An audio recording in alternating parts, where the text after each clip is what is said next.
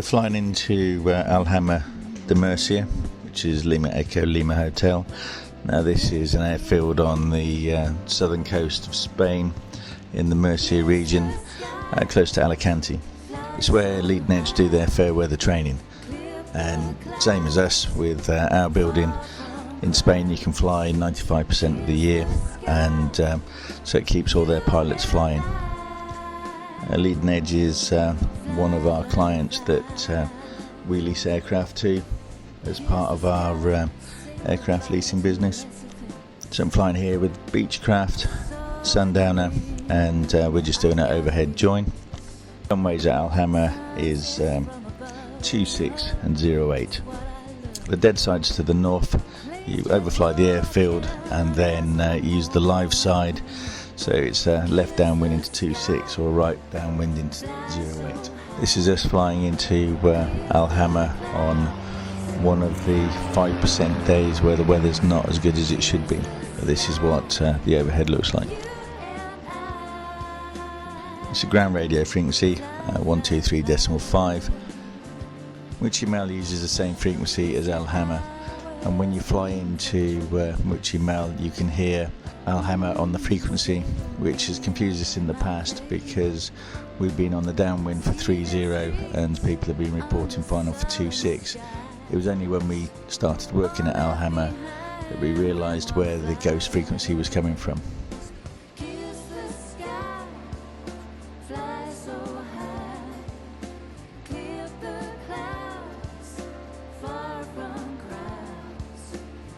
For the students that come to Alhama, they get to fly in this great weather.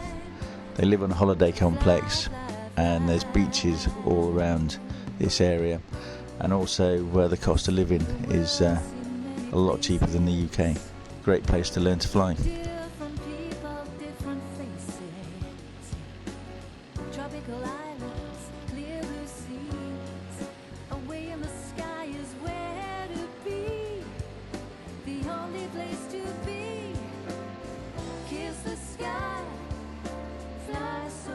We're just turning on to final now.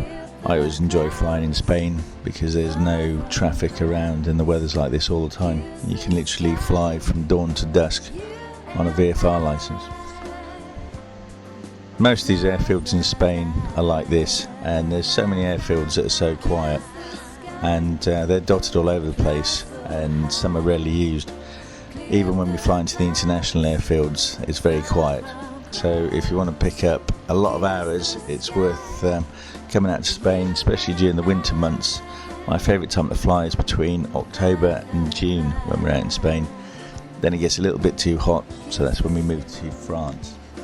For more information on flying in southern Spain, visit our website www.our-building.com.